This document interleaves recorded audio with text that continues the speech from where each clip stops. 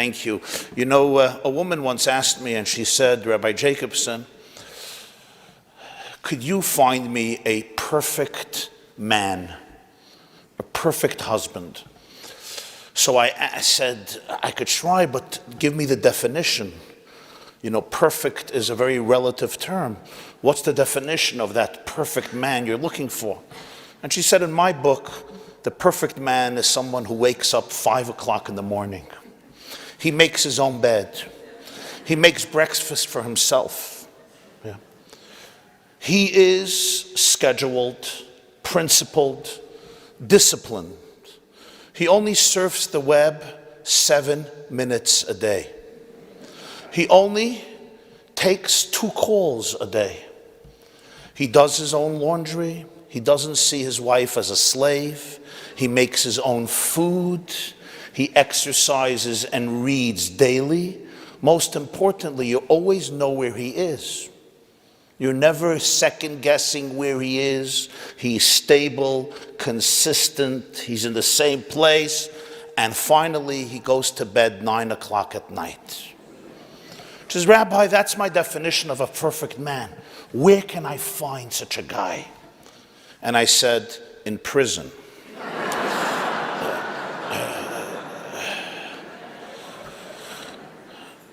You know,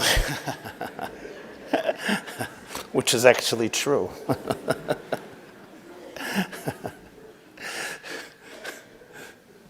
There was an American family. They were very proud of their lineage. They traced their lineage back to someone who came here on the Mayflower. And they decided to write a book about the family history so that the continuing generations would know about their great ancestry. But in the middle of the research, they got stuck. They came across a great-great-uncle by the name of Richard Smith III, who was a petty criminal, a vicious criminal, to the point that he was executed on the electric chair in Sing Sing prison for his ma'asim tovim, for his criminal and horrible deeds. Now, if it was a Jewish family, it wouldn't be a problem, because we always make biographies about people and families, and when we don't like the facts, we just delete them. They never existed, they never happened. We just know how to do that. But for that, you need a Yiddish cup.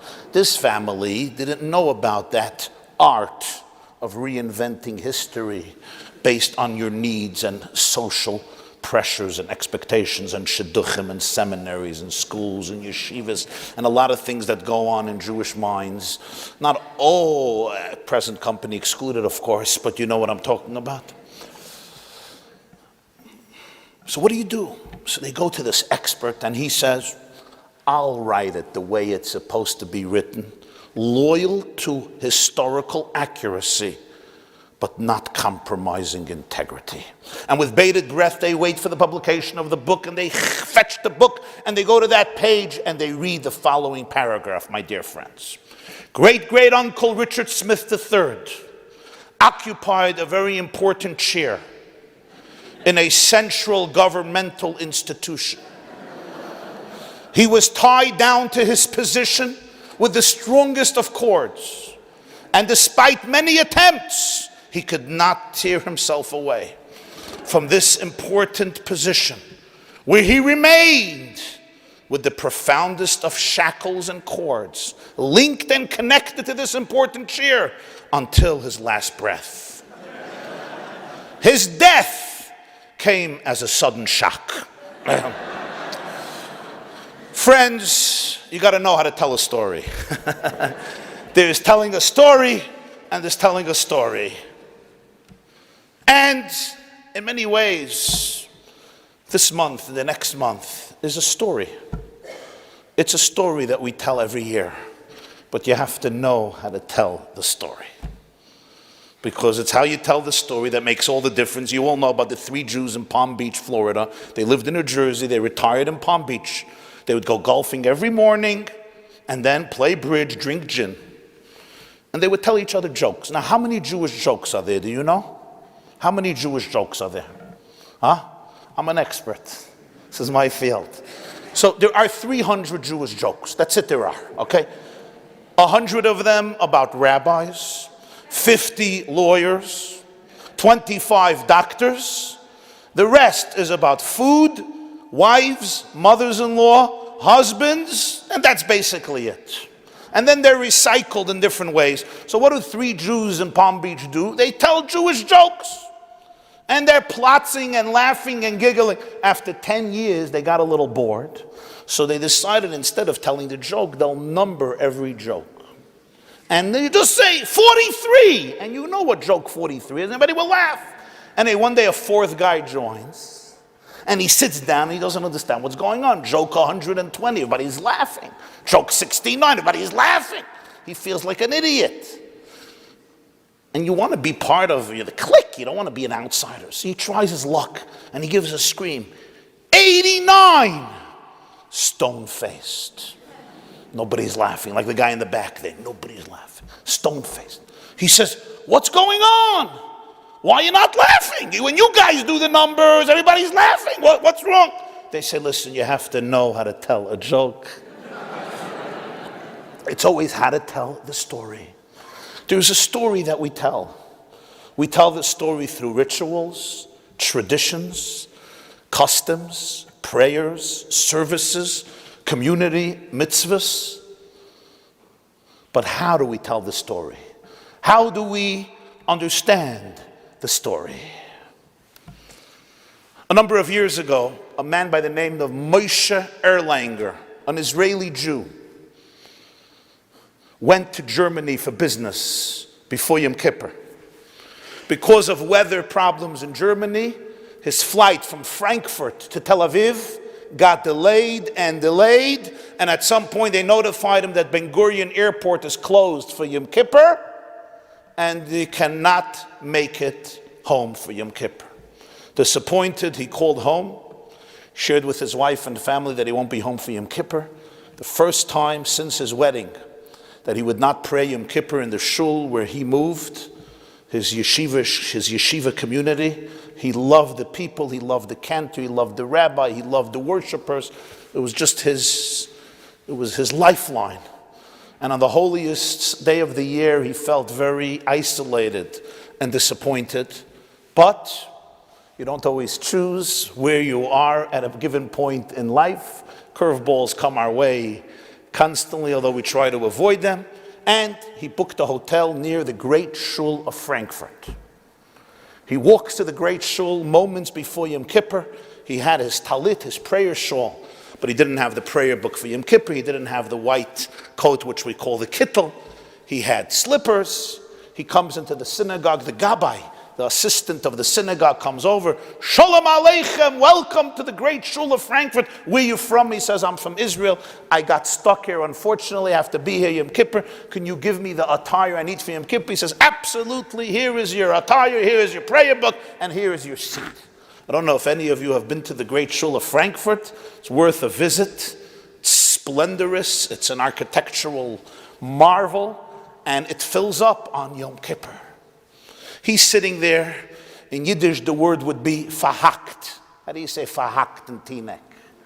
Despondent, dejected, frustrated, annoyed. You know that feeling? Not in this shul, but you know the feeling of people sitting and you're not in your natural habitat. You're out of your comfort zone. He really felt, just like completely out of place. And then the cantor went up and started. Ahai, ahai, ahai, ahai, ahai, ahai, kol Nidrei. The cantor's name was Tzadok Greenwald, also a Jew from Israel, who would fly in every year for the high holy days to Frankfurt to serve as the chazan, as the cantor in the great synagogue of Frankfurt. And he led the congregation, a few thousand Jews, with passion and enthusiasm, to the point that in the middle of Kol Nidrei, the cantor broke down sobbing. And Moshe from Israel never heard such a Kol Nidrei. He never heard such emotion. He never heard such passion. He never saw such concentration. He himself was moved to tears. And after the davening, after the services, he went to thank the cantor. And they got into a little schmooze. What are you doing here? I got stuck. And the cantor says, I come from Israel too every year. My parents were Holocaust survivors, so it's very meaningful for me to be able to lead the services Rosh Hashanah and Yom Kippur in the re-established Jewish community in Germany after the Second World War, in this great synagogue which remained from pre-Holocaust Germany. And Reb Tzadok says, maybe God wanted you here so that you should appreciate Yom Kippur. He said, I'm asking myself the same question, but I'm also asking, what made you so emotional by Kol Nidrei? What was it? What's the story? And the cantor looks at him and says, maybe you're here just to hear the story. And he heard the story, and he shared it. And tonight I share it with you. And he says to him, a few years ago, I prayed. And those of you who are cantors know Yom Kippur is not an easy day. It's not an easy day for rabbis, but it's a much harder day for cantors. Kol Nidrei and morning and the afternoon, Shacharit, Musaf, Mincha, Ne'ilah, and Reb Tzadok was doing everything. And at the end of that day, he was knocked out. Hunger pangs, but more importantly, the thirst. A parched voice after singing a whole day, and the voice resonating in the great synagogue of Frankfurt, he was really ready for a cold drink of water, a nice Jewish bite, and a good night's sleep in the Frankfurt hotel, getting ready to go back home for the holiday of Sukkot in the Holy Land where Tzadok lived. He walks out of shul, he puts away his cantorial garments and attire. The lights are off, the janitor is already finished cleaning up. You know that feel, right? There's 3 people left in shul, you know that feel? And he's the last one. Janitor shuts the lights. He goes out. He has to walk a few blocks to his hotel. He's really looking forward to the meal and drink that awaits him in his hotel room. And as he walks out the front gates and he closes the gates, which lock, he sees a Jew, bewildered, standing in front of the gate. He looked like in his 60s, and with a mixed accent of German, Russian, and Yiddish. He says in this German, Yiddish, Russian broken vocabulary, "Far was seien die Teuren von der Schul vermacht?" Why are the gates to the synagogue locked? Is Heim bei Nacht nicht Yom Kippur? Is tonight not Yom Kippur? Tzadok understood immediately. He says, what do you mean? He says, I came here for Kol Nidrei. I came here for Yom Kippur. It's usually packed. There's usually 2,000 people. Why are the gates locked? Tzadok Greenwald says, I didn't have a heart to tell him. I was quiet. He says, answer me, why are the gates locked? At this point, the Jew is very agitated. He's nervous. He's somewhat frantic. I have no choice, Tzadok says, to tell him the truth. And I say, my dear Yidala, I'm so sorry. Yom Kippur was last night. The gates are locked because Yom Kippur is over. I'm going home. The Jew breaks down sobbing. Oi, oi, oi, oi. Reb Tzadok says, why are you sobbing? Why are you sobbing? He says, you don't understand. My parents barely survived the Holocaust, and then they assimilated. They did not want to have to do anything with Judaism. They suffered too much. But one thing my father would do, he would go to synagogue on the night of Yom Kippur, and before he died, he said, we are an assimilated Jewish family. Aber Juden seien wir, but we're Jewish. And he says, how do you know that you're Jewish? When you go to synagogue on Yom Kippur. That's how you know you're Jewish and you're connected to 4,000 years of Jewish history.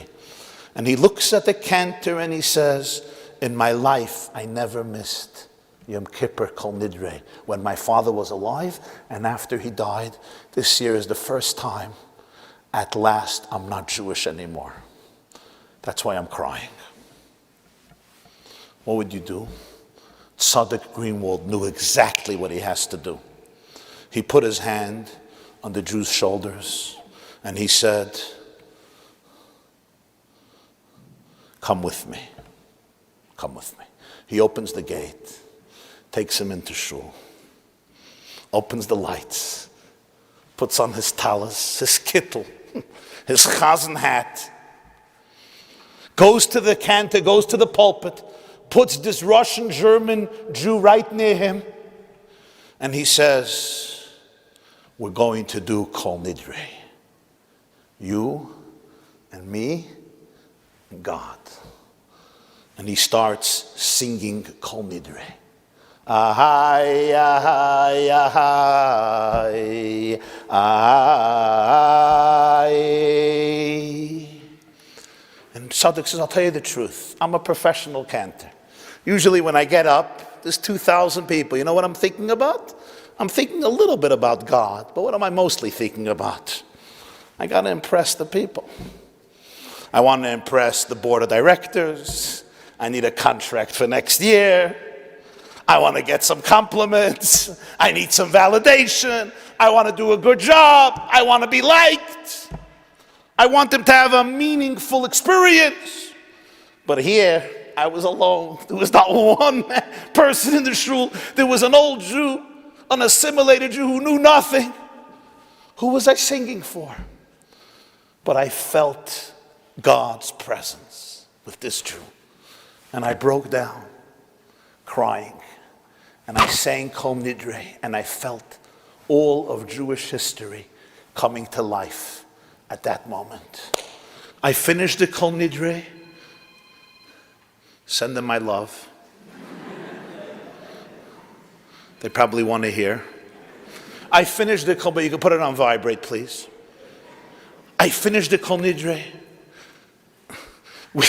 We say the Shema together. I give him a big hug and a big kiss, and I say, my Jew, we just celebrated Yom Kippur and Kol Nidrei. The Jew looks at me and he says in Yiddish, you will never know what you did for me. And he went home, and I went home. The next year, I come to synagogue. He's there on Yom Kippur, sitting in the front, comes over to me, he says, you remember me? I said, of course I remember you. He says, what you did for me, nobody but me and God will understand. Rabbi Tzaddik says, every year since, when I say Kol Nidrei, I go back to that moment. And it's so moving for me, it's so emotional for me. I cry. That's what happens. I heard this. Reb Moshe shared this. He heard it from Chazan Tzaddik Greenwald. And I thought to myself, you know, this story is so applicable not only in Frankfurt am Main at the Rhine River, how applicable this story is in the United States of America at the 21st century. Even for all of us good Jews who come to the synagogue Rosh Hashanah and Yom Kippur, but we find the gates closed. No, I don't mean the physical gates. I mean our emotional gates, our spiritual gates. We often feel unmoved, uninspired, alienated, sometimes angry, dejected, apathetic, indifferent. They once asked a Jew, what's the difference between ignorance and apathy? And he said, I don't know and I don't care. We often feel that the gates to our own heart, to our own soul are locked. Yeah, we go through the ritual. Your grandmother will kill you if you don't show up Yom Kippur. We have our seats, we have our tickets, we go through the roads, we have the prayer books. But my inner soul is often locked. I'm indifferent. There's a certain lifelessness, a numbness. It just doesn't speak to me. I may be there in the right time, in the right place, but emotionally, I don't feel present. And this is where this Tzaddik taught me such a profound lesson. And I think I'm not going to explain to you the lesson myself. I'm going to allow former President of the United States, Bill Clinton, to explain to you the message. You see, some time ago, I got a call from a man named Rabbi Michael Paley. Rabbi Michael Paley, who's a Reconstructionist rabbi, shared with me the following experience. It was the end of 1998. Bill Clinton was going through a hard time, came close to being impeached because of certain ma'asim tovim, certain great deeds that involved Rebbetzin Lewinsky. If you remember the end of 98, the beginning of 99, and Bill Clinton traveled to Cincinnati to have a special evening with clergy. You didn't know this, I'm telling you. Who was invited as Jewish clergy? Michael Paley, who shared the story directly with me. And Michael tells me, he says, Rabbi, why, Rabbi Jacobson, I decided, you know how it is with clergy and the president? It's about the picture, right? You get the picture, you hang it up in your office, it goes viral, and for 3 moments you felt on top of the world. But I decided I'm not one of these guys. I'm going to meet the president. I don't just need a handshake and a picture. I'm actually going to tell him a meaningful message. And as Bill Clinton walks by and he shakes my hand and I introduce myself, I say, Mr. President, it's time for you to do Teshuva. And Teshuva means repentance. And I'm about to explain to the President of the United States what is Teshuva. I want to explain what it is. But as I'm trying to continue the sentence, he interrupts me. He says, Rabbi Paley, that's so interesting, but I have a question. When you speak about me doing Teshuva, do you mean Teshuva from the perspective of Rabbi Soloveitchik? Or do you mean Teshuva from the perspective of Rabbi Kook? Which Teshuva do you mean? Now I have to interrupt the story. Because when Michael told this to me, I said, it's fictional? He says, I swear to you, these were his words. I'm like, what'd you do? I almost fainted. I said, first of all, how in the world do you know about Rabbi Soloveitchik and Rabbi Kook? Second of all, how in the world do you know the difference between the Teshuva of Rabbi Soloveitchik and Teshuva of Rabbi Kook? Third of all, you know about Teshuva more than 98% of American Jews. That's pretty good, Mr. President. Still got to do Teshuva, but you know a lot about Teshuva. So here I really have to take a break in the story. And I'm basically going to give you a lecture to explain the sheer of Bill Clinton. I'm explaining what's the difference of Rav Kook and Rav Soloveitchik when it comes to Teshuva. Rabbi Soloveitchik, as many of you know, Rabbi Rabbi Yosef Halevi Soloveitchik, of blessed memory, passed away 1993. Rosh Yeshiva of Rabbeinu Yitzchak Al-Chanan of Yeshiva University, from the famous Soloveitchik dynasty of the great Lithuanian rabbis and sages known as the Brisker dynasty. This was Rabbi Soloveitchik. Rabbi Kook passed away a few decades earlier in the mid-1930s, the first Ashkenazic chief rabbi of Israel. At that time it was called Palestine, Rabbi Avram Yitzchak HaKohen Kook. They were both Lithuanian Jews, but there was a difference between them. Rabbi Soloveitchik was a proud product of the Lithuanian and analytical Talmudic dynasty. Rav Kook was also a great halachic authority, but he was also a poet and a philosopher. Well, Rav Soloveitchik was also a philosopher, but he was a mystic. Rav Kook wrote a lot about Jewish mysticism, based on the teachings of Machshava and Kabbalah and Hasidic spirituality. And they speak about repentance in 2 different ways. For Rabbi Soloveitchik, the primary component of Teshuva, of repentance, is about accountability, remorse, confession,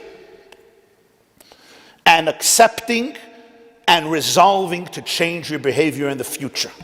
It's a very halachic, systematic, rigorous process. Accepting responsibility, expressing regret, not only internally but verbally, making a resolution for the future, changing your behavior. The system of tshuva in Jewish law, articulated in Maimonides' laws of repentance and other similar works of Jewish law. For Rabbi Kook, the focus of tshuva has a little bit of a different twist. He always writes, based on the teachings of the Baal Shem Tov and his students primarily, that tshuva actually is about returning to the untainted self.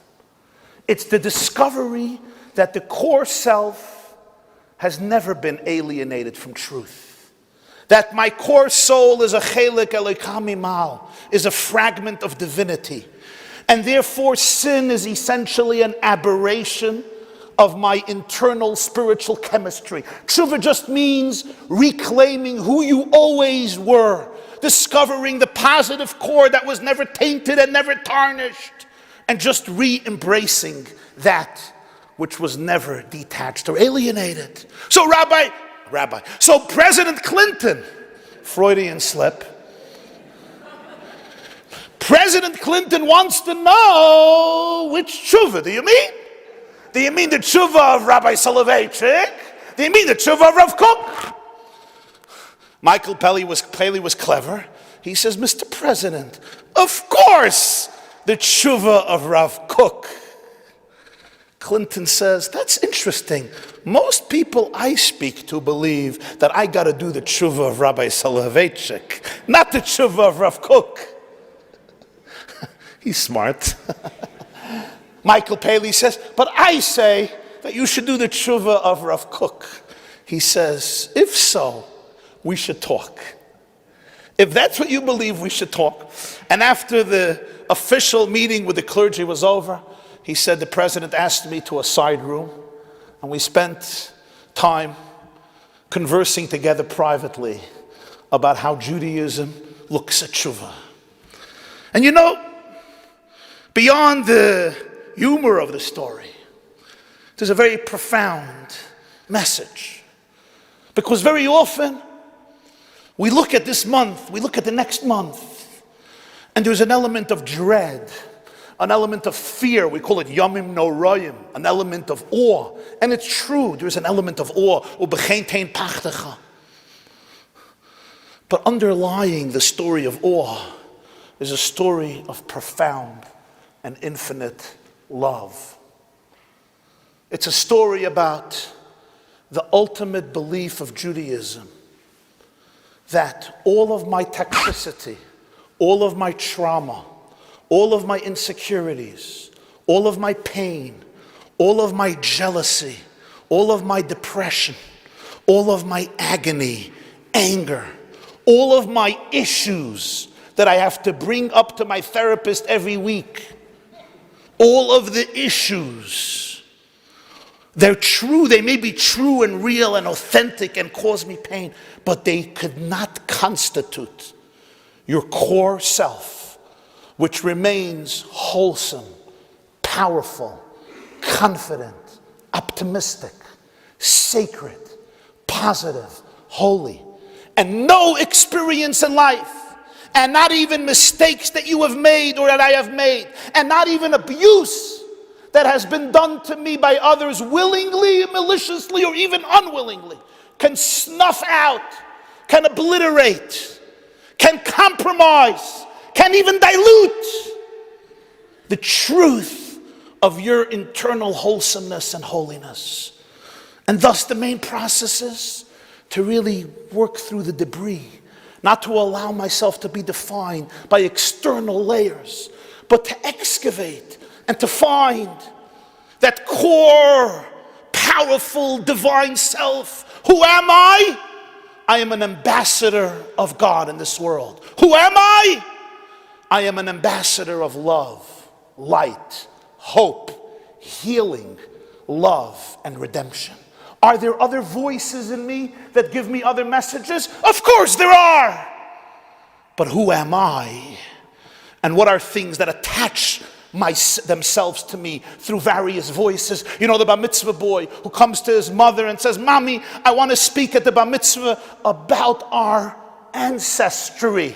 Wasn't the Mayflower, but whatever the ancestry was. Mommy says, I'll tell you. And Mama gives him the picture of where the family comes from. He says, no, Mommy, all the way back in the beginning, where do we come from? Oh, God created heaven and earth, and then he created Adam and Eve, and Adam and Eve, for whatever reason, decided to have children.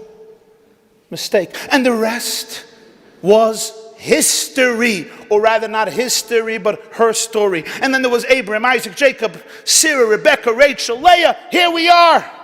Wow. Comes to Daddy. Now, Daddy was a proud graduate of Oxford University. Daddy, where do we come from? And Daddy says, well, 15.4 billion years ago, there was a prebiotic soup, which we call a prebiotic cholent. And one day it exploded. And ultimately, from the combination of amino acids, the first bacterium developed. And after billions and billions and billions of years, evolution happened. And the chimpanzees one day experienced a cognitive revolution 70,000 years ago. And here we are today. The boy comes back to his mother and says, Mommy, I'm confused about my bar mitzvah speech. You tell me that we come from Abraham, Isaac, Jacob, Adam and Eve, and God. Daddy tells me we come from bacteria and gas. Who's right? What am I supposed to say? And his mother looks and says, son, there's no contradiction. Your father is talking about his side of the family. And I'm talking about my side of the family. We have two sides of the family. And that's why Judaism addresses both. On one level, there's the Teshuva of Rabbi Soloveitchik. On another level, there's the Teshuva of Rav Kook. They're not contradictory. One is talking about my father's side of the family. One is talking about my mother's side of the family. I hope my mother is listening. So when I come that night to Yom Kippur, and I feel that I'm late, I feel that the gates are closed, I must always remember that there's a relationship that could never be locked. There is a relationship that could never be compromised. There is an authentic spiritual connection that every single person has, which nothing and nobody can ever compromise. And how fortunate each and every one of us is when we can listen to that inner cry of every one of our brothers and sisters the world over, yearning to be able to find somebody who can open the gates, not of the synagogue, but who can open the gates to their own soul, because it's within each and every person. And the incredible work of Project Inspire, to be able to open those gates, physically and mentally, is inspiring. It's the call of the hour, to be able to teach every one of our brothers and sisters, you were always connected. You are forever connected. You will forever be connected. Because who are you? You are essentially an ambassador of love in this world. Thank you very, very much.